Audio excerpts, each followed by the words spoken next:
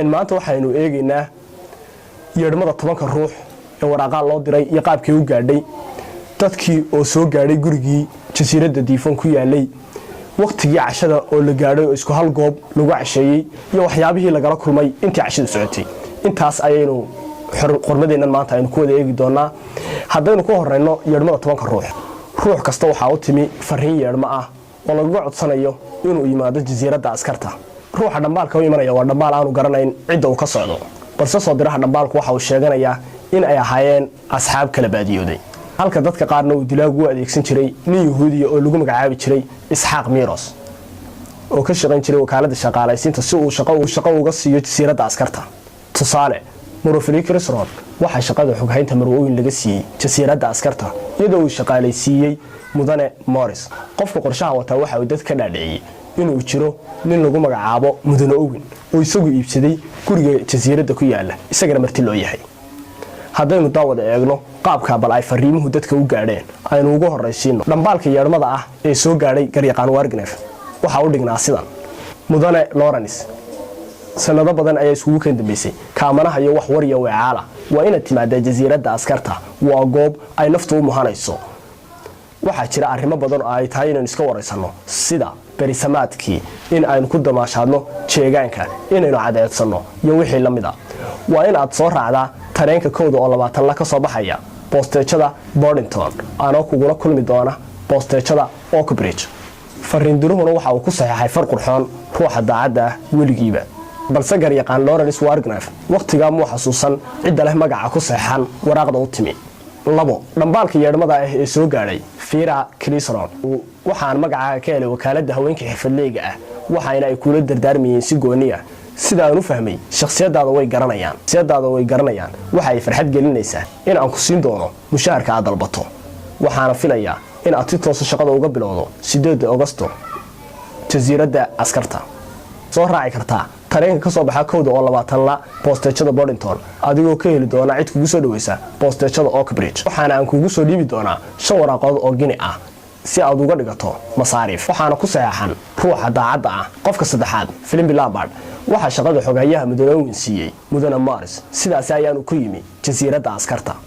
afar dhambaalkii yeedhmada ahaa ee soo gaadhay Marwe Emily Brinty oo ahayd guun 65 jir ah qaalideedii Marwe Brinty waxaan rajaynayaa inaad xasuusato waxaynu wada deganayn albeerkada Beethoven bishii Agosto dhowr sano ka hor waxayna u muuqatay inay naga dhaxaysay dana badani waxaan furtay albeerkaan ka iibsaday jasiiradda Diifon waxaan aaminsanahay meel laga helayo cunto dhaqameed ruux wanaagsan oo dadkii hore ah in la jeclaysan doono inamana dhibi doonto isqaawintii bilaaxayada ahayd iyo muusigii kululaa ee habeenbarka la garaaci jiray aad ayay farxad gelinaysaa haddii aad timaado jasiiradda askarta oo aad fasaxaaga igala qayb qaadato si bilaash ah adigoo aniga ii marti ah haddii aad iga aqbashay martiqaadkayga ma soo bixi kartaa horaanta Agosto maalinka 8aad Marwe Emily Brinty oo aan garanayn qofka uu yimi dhambaalkani iyo magaciisa toona balse ah ruux ku adag diinta Kristanka una qushuucsan Bible-ka ayaa u bugtay dhambaalka uga timi saaxiibadeed walow aanay garanayn 5 dhambaalkii yeedhmada ahaa ee soo gaadhay Jalan Mark Arthur waxa uga timi dhambaal yeedhmo ah saaxiibkii Owen oo u dhignayd sida tan waxa imanaya mid ama laba kamid ah asxaabtaadii hore si aad uga sheekaysataan berisamaadkii 6 Dr. Armstrong waxa dhambaal u soo diray mudane Owen si uu u yimaado jasiiradda askarta si uu u daweeyo Marwe Owen oo ay xaaskiisu jiranayd sidaas ayaanu ku yimi Dr. Armstrong jasiiraddii askarta 7 Anthony Marston sidoo kale qudhiisa waxa ay dhambaal yeedhmo ay uga timi mudane Owen si uu u yimaado jasiiradda askarta 8 dambi baadhe Henry Bill waxa uu mudane Owen u xil saaray inuu martidiisa kala duwan dusha kala socdo iyo isagoo sidoo kale la soconaya dhaqdhaqaaqyada marti iyo habdhaqankoodaba waxaanu xilliga ka dalbaday in uu sheegto dambi baadhuhu inuu ka yimi dal kale waana sababta ku kaliftay dambi baadhuhu inuu sheegto inuu ka yimi dalka South Africa 9 iyo 10 iyagu labada qof waxay ahaayeen mudane iyo Marwo Rogers waana labadii ruux ee isqabay waxayna iyagu martiqaadka ka heleen mudane Owen oo u diray si ay martida ugu sii diyaariyaan cunto karista maadaama ay si fiican u yaqaaneen sidaasna tobankii ruux ayaa waxa ku gaadhay dhambaalkii yeedhmada ahaa si ay u tagaan jasiiradda askarta. bal haddaba daawade aynu wada eegno martidii oo nabad timi gurigii mudane awin iyo waxyaabaha ay kala kulmeen. kadib safar dheer oo tareen gaadhi iyo laash qaatay martidii waxa ay soo gaadhay jasiiradda diifoon waxaana goobta ku soo dhaweeyay mudane iyo marwo rogers iyagoo martida wargeliyay inuu mudane awin habsaami doono berrina iman doono waxaana qof kasta la geeyay qol gooniya uuna ka heli doono wax kasta oo u baahdo. waxa la gaadhay waqtigii cashada waxaana yeedhay jalis dadka iskugu yeedhaya miiska cashada si ay dadku iskugu yimaadaan cashada waxayna ay dadku ahaayeen kuwa u mahad celinaya mudane rogers iyo marwo rogers maadaama cashadu ahayd mid aad u macaan. cashadii waa gabagaba markan.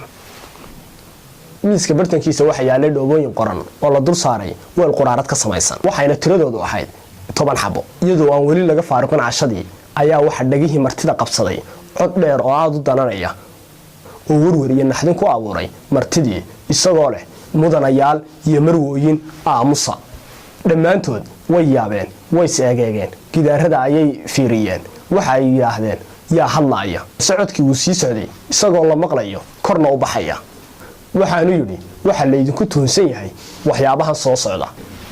armstrong waxa lagu tuunsay inaad ka dambeysay maalinkii 14aad ee bishii Maarso sanadii 1925 geeridii Marcus. Emily Brinty waxa lagu tuunsay 5 November sanadii 1931 inaad mas'uul ka ahayd geeridii Taylor. William Billor waxa lagu tuunsay 10 October sanadii 1928 aad ka dambeysay geeridii James. Cristron waxa lagu tuunsay 11 Agosto sanadii 1935 aad ka dambeysay geeridii Hamilton. Philip Lambert waxa lagu tuunsay bishii February ee sanadii 1932 aad ka dambeysay dilka 21 nin oo ka soo jeeda qabiilooyin dega bariga Afrika. Mark Arthur waxa lagu tuunsan yahay inaad 4 Janaayo sanadii 1917 aad si bareedhay geeri ugu dirtay ninkii xaaskaagu jeclay ee Arthur Richmond ka hore ka dambeysay dilkii